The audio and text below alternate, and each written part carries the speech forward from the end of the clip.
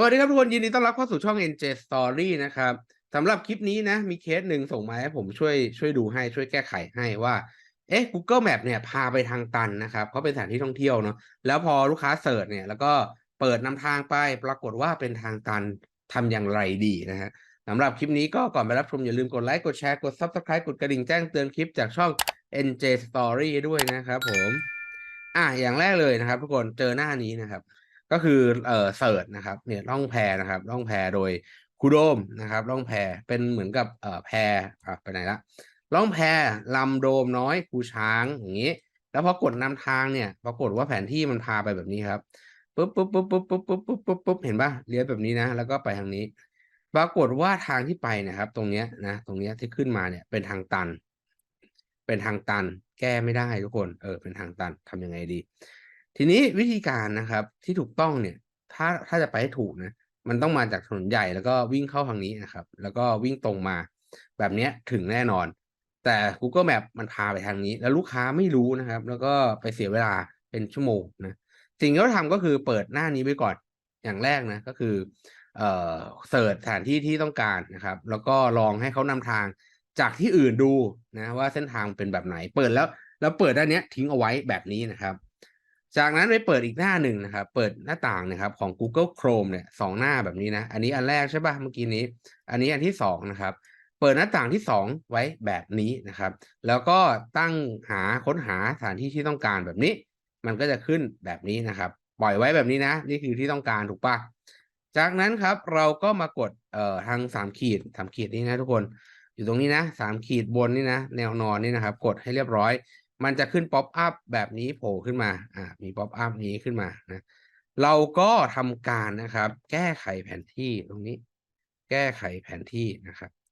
กดได้เลยนะครับผมกดเรียบร้อยนะครับก็จะมีหน้าต่างแบบนี้นะครับเราสามารถใส่คำอธิบายความคิดเห็นของเราเข้าไปได้ Google Map นี่ผมพิมพ์เองนะนำทางไปยังสถานที่เป็นเส้นทางตันไม่สามารถไปได้ถ้าไปเส้นทางสีฟ้าต้องไปเส้นทางสีเทานะครับคือสีฟ้าเนี่ยเป็นทางตันและเส้นสีเทาเนี่ยคือเส้นที่ถูกต้องนะเราก็กดถัดไปได้เลยครับพอกดถัดไปเนี่ยครับเขาจะให้เราจับภาพหน้าจอเราก็กดปุ่มนี้นะจับภาพหน้าจอกดเรียบร้อยก็จะมีป๊อปอัพแบบนี้โผล่ขึ้นมานะฮะ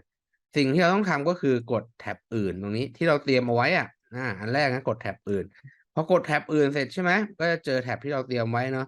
ชนบทบาร์ถึงลำแพโดมน้อยคูช้างอันนี้ที่เราเตรียมไว้เราก็กดแชร์ได้เลยนะครับสังเกตภาพย่อนะก็คือตรงนี้เห็นไหมที่เป็นนำทางสีฟ้าเนี่ยกับที่เป็นทางถูกต้องสีเทานะครับก็กดแชร์หน้าต่างนี้ได้เลย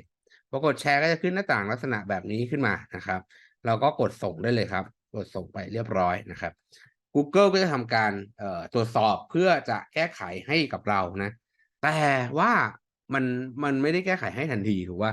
บางทีก็รอเป็นวันบางทีก็รอเป็นแบบหลายเดือนก็มีก็มันมันคือก็ต้องเข้าใจเขาเนาะเป็นแพลตฟอร์มที่ใหญ่มากกว่าจะตรวจสอบและแก้ไขให้ได้ก็อาจจะนานหรือว่าบางทีก็ไม่สำเร็จก็ได้นะครับแต่ลูกค้าที่มาเนี่ยรอไม่ได้แล้วถ้าเราปล่อยเอาไว้แบบเนี้ยลูกค้าก็จะหลงทางทุกครั้งก็เสียเวลาลูกค้าด้วยดังนั้นระหว่างรอทำยังไงดีนะครับทางที่ถูกต้องนะครับอันนี้ก่อนล่องแพอยู่ด้านบนนี้ถูกป่ะอันนี้ล่องแพเนาะถ้าสมมุติมาทางที่ผิดเนี่ยก็คือมาทางนี้ถูกไหมแล้วก็เข้าไปตรงนี้ก็จะเจอทางตันทางที่ถูกคือมาทางนี้แล้วก็เจอแยกนี้ให้เลี้ยวซ้ายขึ้นมานะครับถูกป่ะอันนี้ทางที่ถูกนะให้เรากดเพิ่มหมุดครับกดตรงนี้ครับกดไปนะกดที่แผนที่ได้เลยมันจะขึ้นเป็นเหมือนกับลองติจูดลัติจูดนะครับ แบบนี้ให้เรากดแชร์หมุดเนี้ยครับแชร์หมุดนี้ก็กดคัดลอกก็จะได้ลิงก์หมุดแบบนี้โผล่ขึ้นมานะกดคัดลอกได้เลยนะครับกดคัดลอกเสร็จนะครับก็จะเป็นหมุดที่1นะหมุดที่1คืออันนี้นะครับแล้วเราก็แชร์หมุดที่2ของเราอันนี้เวลาลูกค้ามาหาเราครับเขาต้องจองถูกป่ะพอจองเสร็จเรียบร้อยครับเราก็เอาหมุดที่1บอกให้ลูกค้ามาตามหมุดนี้ก่อน พอถึงหมุดนี้ให้เปิดอีกหมุดหนึ่งเป็นหมุดที่2เพราะฉะนั้นลูกค้าเนี่ยจะมาได้ถูกต้องไม่เจอทางตันนั่นเองเห็นไหมก็จะเจออันนี้เจอหมุดที่1ก่อนนะครับมาตามทางปุ๊บพอหมุดที่1เสร็จเรียบร้อยให้ลูกค้ากดที่หมุดที่2ก็จะมาเจอกับร่องแพมันจะไม่พาย้อนกลับไปทางเดิมอันเนี้ยง่ายเข้าใจง่ายลูกค้าก็เข้าใจอ๋อทำตามนี้นะครับ ก็กดแชร์นะครับมันก็จะได้หมุดที่1ขึ้นมาก่อนหมุดนี้ไม่ต้องไปปักสถานที่อะไรเลยก็ตาม กดไว้ตรงแยกหรือว่าตรงอื่นของแผนที่ของคุณนะที่คิดว่าเป็นทางที่ถูกต้องกดให้มันขึ้นเป็นสีแดงมันจะเป็น latitude longitude มันจะไม่ใช่ชื่อสถานที่ไม่ต้องตกใจแต่สามารถแชร์ลิงก์นี้ได้นะครับวิธีการส่งเนี่ยสมมุติลูกค้าจองมาเรียบร้อยถูกไหมเราต้องการเดินทางแล้วก็พิมพ์บอกลูกค้าการเดินทางมาที่จุดที่ไหนก็ตามให้เดินทางมาที่ Google Map ที่1ก่อนอันนี้ที่เตรียมไว้ให้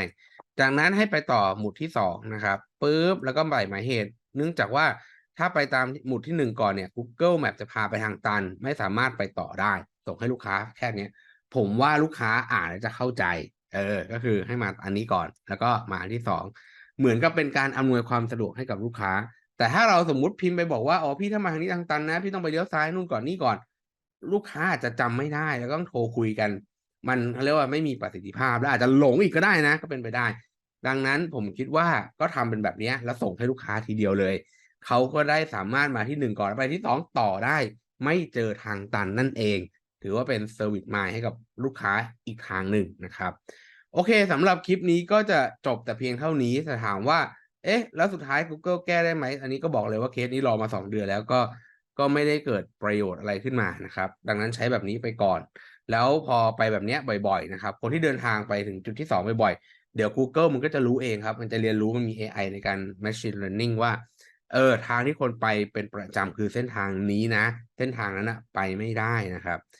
อนาคตมันก็จะเรียนรู้แล้วมันก็จะไม่พาไปทางนั้น แต่เบื้องต้นแก้ไขแบบนี้ช่วยลูกค้าไปก่อนนะทุกคนโอเคสำหรับคลิปนี้ก็จะจบแต่เพียงเท่านี้นะครับก็ถ้าอยากให้ช่วยเหลือแก้ไขหรืออะไรนะครับให้ผมช่วยอะไรเงี้ยทำเป็น QR code นู่นนี่นั่นก็ทักเข้ามาได้นะครับเลี้ยงกาแฟผมเล็กๆน้อยๆก็ยินดีช่วยเหลือกันเนาะสำหรับคลิปนี้ถ้ามีประโยชน์ก็อย่าลืมกดไลค์กดแชร์กด Subscribe กดกระดิ่งแจ้งเตือนคลิปจากช่อง NJ Story ด้วยนะครับผมเป็นกำลังใจให้กันนะสู้ๆกันต่อไปครับทุกคน